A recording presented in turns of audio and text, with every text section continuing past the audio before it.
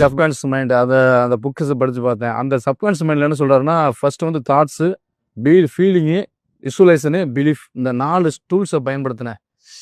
ஏங்க ஓகே, இந்த மாதிரி நீங்களும் உங்களுடைய மேனிஃபெஸ்டேஷனை அச்சீவ் பண்ணுமா? இது உண்மையாகவே நடக்குமா? ஏன் நடக்கும்?